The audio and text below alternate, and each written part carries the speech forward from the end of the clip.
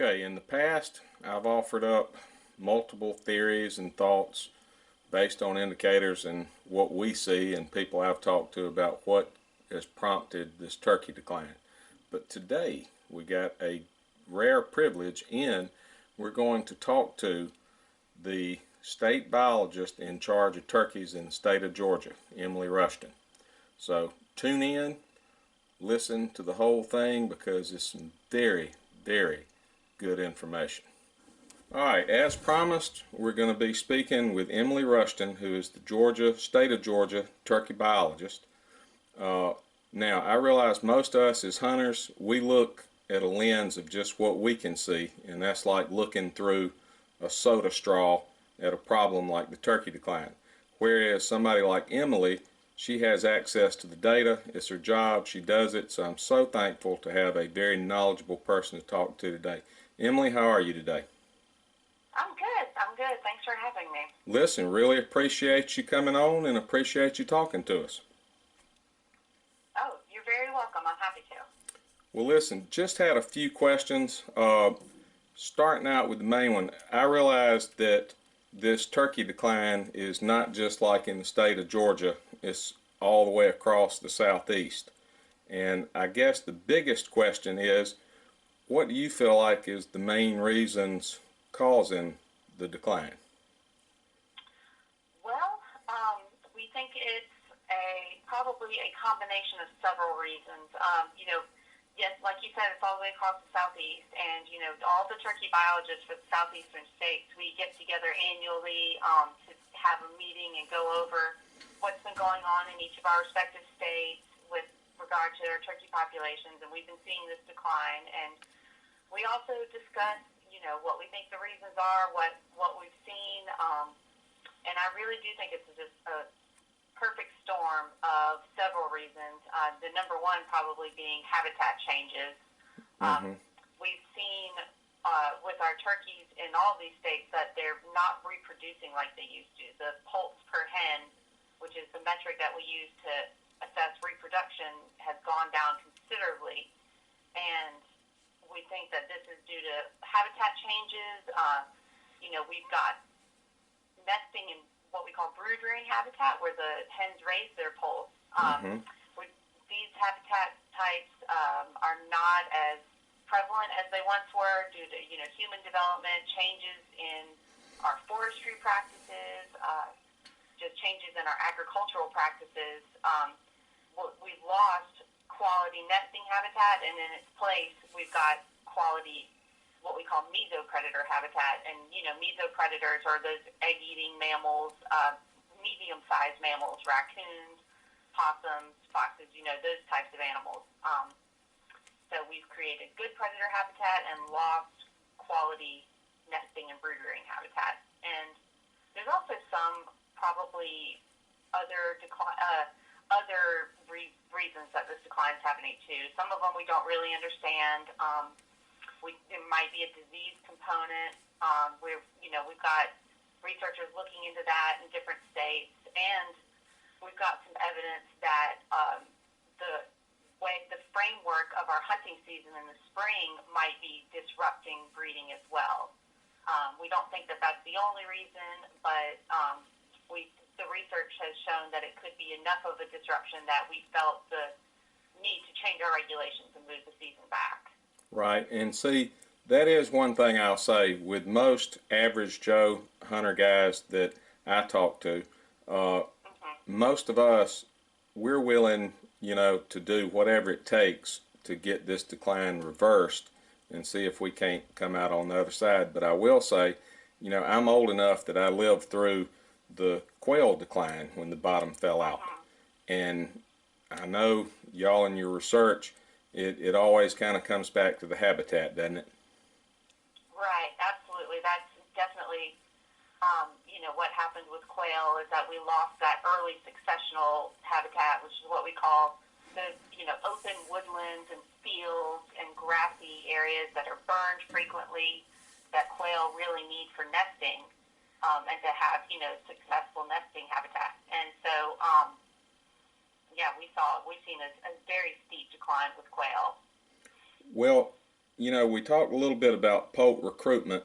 About where does the poult recruitment numbers need to be for us to not only sustain the turkey population we have now, but to actually grow it? And again, I'm old enough to remember when there were no turkeys in my area of the state, and then when there was a boom time in the 90s and early 2000s, and where do we need to be with poult recruitment?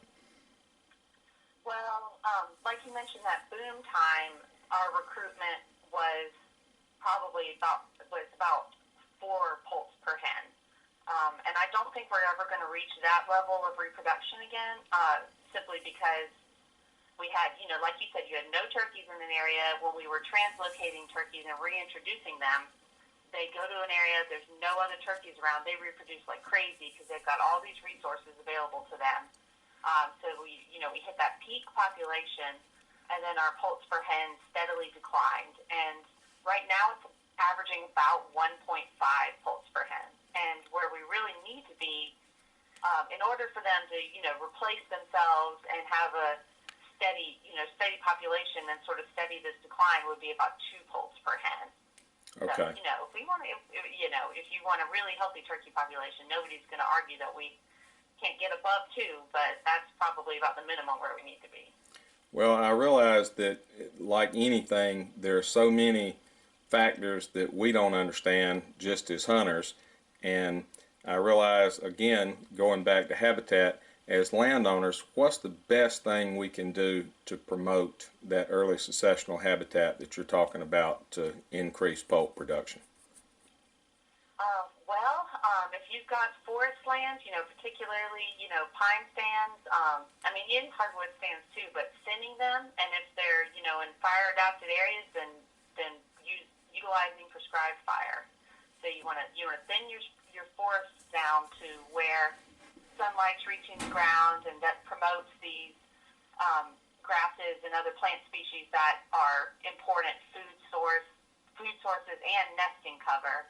And then prescribed fire will knock back the woody shrubs and knock back some of those invasive mid-successional species and allow, and maintain that early successional grassy habitat. Okay, and I want to touch on something you talked about earlier, which was landscape type changes of habitat, because a lot of people talk about it, is I've noticed there's a big uptick in people harvesting, especially like old growth hardwoods. Does that play a role? I know it would for roosting and for them being able to forage on acorns for times of the year, but how much of a factor do you think that plays in this drop? I think it's a pretty significant part. Turkeys really just need that mixture of that open habitat plus some hardwoods, like you said, for their preferred roosting habitat, year-round food sources with acorns in the fall or winter. It's sort of a double-pronged issue when you're removing hardwoods and removing those open pine stands and going to more even-age timber management where you just clear cut and grow and don't have that woodland effect. So yeah, no, it's an issue as well for sure. Okay, well, as people who are landowners, and like through my area, I'm in Washington County, which is upper coastal plain, and through here, most people, there's just tons of pine plantations, and like you say, it's even aged management. How could we do that better, that we could harvest the timber, because let's face it, you got to have the money to pay taxes and whatnot, but at the same time maintain that wildlife value?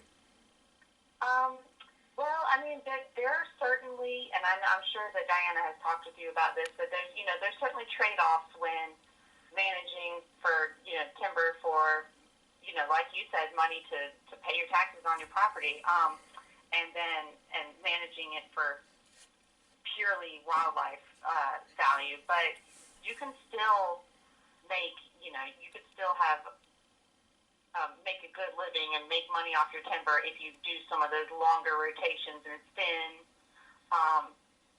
thin your forests, and then that reduces stress on the remaining trees. It helps them grow faster, reduces competition. So, instead of growing, a younger stand and then clear cutting it, consider doing, a thin and then a later clear cut. And then, also there's a lot of people, when you think about what herbicides you're using when you do your site prep. There's some research out there that shows which herbicides will leave, a good plant base for when you do replant your stands, and you get some good food sources in that clear cut for a few years versus just nuking everything. So yeah, there's definitely some things you can do that'll help wildlife and maintain that timber stand for your investment in the timber. Right. Well, listen, I would be remiss not to ask you this question while I got you, because people that watch the channel, I'm always coming up with some thought process as to what's contributing to the decline. And one thing, and I don't know how much research has been done on this, if it's a viable thing to do research on. It may be just the ramblings of an old turkey hunter. But I've noticed in our area, back when, nobody baited for deer because it was illegal. Well, now you're feeding deer year-round, and corn is the primary, and I'm not going to get into the aflatoxin thing. I just wanted to get into this. I've had hogs for the first year ever, and I know that hogs, and hunters, us, it's always, if you can get a gun and shoot it, that's the problem. We need to shoot them hogs and go through that. But I will say this, do you think that's playing a role at all, the year-round feeding of deer? Because turkeys are always at a corn feeder. There's always 100 coons at a corn feeder. And I feel like, which again, I'm looking through a soda straw, but I feel like that could be a contributing factor. The coon follows mama back to the nest. He eats the eggs, kills her if she tries to defend it, and would love to get your thoughts and insight on that. Right. No, I don't have any doubts that the amount of corn that's on the landscape is affecting us somehow, affecting the way that these wildlife species interact and affecting their populations. It's just, you put corn out, you're not just feeding deer, not just feeding turkey, you're feeding raccoons, hogs, possums, you're feeding everything. And we don't have the research to show that that's necessarily affecting their populations directly. We just haven't done that research. Right. But that's an important consideration. So, there's things, managing your habitat such in a way that you don't necessarily feel like you need corn out year round. There's tons of native species of plants that if they're, promoted on the landscape, they've got more protein, they're incredibly attractive to deer. So, plant food plots, raccoons they're not going to go to town on your food plot necessarily. That's an alternative. And, trapping during seasons is also, and absolutely a good alternative too. When, and don't let me cut you off, when would be the best time to manage predators and trap? Like right before nesting season? Would that be, or, and I know there was also some talk of year-round raccoon, no season, whatever. I don't know that that's the answer, but again, what do I know? But when is the best time for us to manage predators to increase poult recruitment? Well, we've seen with our research on predator management for quail, and again, these are areas when we're talking about doing predator management for quail, these are areas that are really intensively managed for the habitat. Is like a quail plantation. They're already managing the habitat, and then predator management is just sort of the icing on the cake to give those quail numbers a bump. If you don't have good habitat, your predator control is not necessarily going to have that much of an impact. But as far as timing, yes, if you have good habitat and want to intensively trap, then spring and summer with the appropriate permits are what are the best times. When poults are dropping, when quail are nesting. So that's going to be the best timing. But if you don't have a permit, then yes, during the season, later in the season gives you a little bit more time, gives a little bit less time between when nesting is occurring. Okay. But you can maybe get some predators off of the landscape. And then again, coyotes you can trap year round Right. on private land. Right, and the same with this hog situation, and I've harped on that because I despise them at this point. Oh yeah, no, hogs are anytime private land. Private lands you're allowed to hunt them, trap them year round. Please get rid of all the hogs you can. I've done my best, and the son of a guns, buddy, they are resilient. They are resourceful. They are resourceful. It can be an exercise in frustration because they're so smart and, like you said, resourceful. They are. They're shifty. They come through. You have them for 2 or 3 weeks. They destroy everything you have. Then they're gone. Then they're back. But anyway, I don't want to go down a rabbit trail there. Hogs just work me up a tad these days. But I did want to ask you this. I know hunter pressure makes every animal in the woods react, whether it's deer, turkey. But I did want to get you, before we let you go, to talk a little bit about that. I know they were doing some research at a site around the Savannah River site where there's no turkey hunting. What have y'all noticed with the data on places that are intensively pressured with hunting, like say a WMA, versus somewhere like this Savannah River site that is not hunted at all? Did the poult recruitment stay the same? Did it go up? Did the turkeys react differently? I just wanted to get you, before I let you go, just a brief overview for us on that. We've been doing, we've looked at nesting activity and gobbling activity on some areas on the Savannah River site for a couple years now, and a little bit longer in Georgia. We've been looking at those activities on a couple of really intensively hunted WMAs, and we've seen there's been some pretty stark differences in the gobbling activity. We use what's called autonomous recording units. The song meters that we put up in a tree, and they measure gobbles. They measure the time of day. They measure how often the turkeys gobble. They record all that, and then we analyze that data. And what we've seen is that the gobbling changes dramatically when hunting season starts.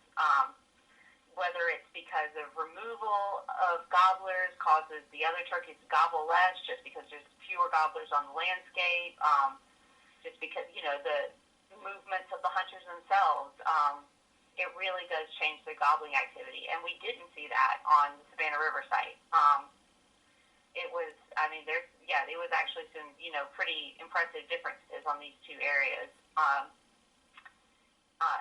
There's some areas in South Carolina, and then the areas that we looked at in Georgia as well. And we saw differences in their nesting. Something that we've noticed that the birds do here when they nest is they sort of spread out their nesting a little bit. We hypothesize because it's, possibly because of the disruption from hunting activity.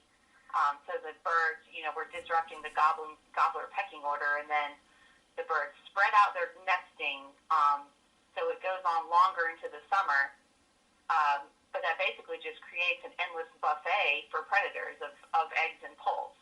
Well, on the Savannah River site, then, the nesting occurred in more of a tighter time frame, so they were all dropping eggs at the same time, and predators couldn't get to them all. And these are all, a lot of this stuff, it's in the earlier stages of that research, but, that's just some of the really interesting observations we've seen on that and on other sites. So, it's something really to think about that, having this many hunters in the woods on these public lands could really be disrupting their breeding activities. Yeah, and I imagine COVID didn't help. with Right. You have to many get more people. right when turkey season was opening. It's when the shutdown. Shut down. Absolutely. Well, listen. Last question. I burn a lot. I know a lot of people who burn a lot. Uh, Diana stays on me with keeping things right as far as management. But that said, what's your thoughts on growing season burns versus dormant season burns? If I'm going to burn, when is my best time to burn to promote as good a nesting habitat as I can? Well, I mean, it depends on your objectives and the burn history of the property, and what species are there currently. If the site hasn't been burned in a really long time, then, dormant season burn is probably going to be better, as a first entry burn. And then you can move towards the growing season burn. If you've got a lot of hardwoods that you want to control in the mid-story, a bunch of sweet gum, then, later in the growing season will be better. Well, I will say we looked at nesting in relation to fire in South Georgia and found that we really weren't on an area that already had a lot of fire on a WMA in South Georgia, that already had a lot of fire being used on the area. The turkeys really weren't nesting in the stands that were due to be burned, so we really were not burning up turkey nests, even if we were burning in March and April. And that was my reason for asking the question. I get a lot of people who, the problem is the state and them's burning out too much and it's burning up nest. But my understanding is, even if you do destroy a nest or two, if it's a healthy habitat, they'll re-nest. Yes, they do re-nest. It's not, the second nesting attempt isn't necessarily as successful as the first attempt. They can have a successful second attempt, but I mean, so much of the state is unburned habitat that we don't think that burning during the later spring is having any sort of landscape scale effect. If you have a property and you're burning, a couple thousand acre chunks at a time, that, you might be burning up quite a few nests. Right. Versus what average guy is doing, which is not nearly that big a stand of, say, pines that you were burning. Right. No, smaller burn units, and, don't worry about the good habitat you're creating outweighs the potential for burning up. It outweighs the negative of if you did burn up a nest. Okay. In the long run, it's going to be much more beneficial. And see, that's very interesting information for all of us. Now, I'm going to leave you with this one because I want to leave the folks with this. In my understanding, you hunt as well as you're not just a biologist, but you hunt as well. Is that correct? I do, yes. And see, I don't know why, but that matters to me. It really does. It matters that the state biologist also is a hunter. Because I think you just view things a little bit differently.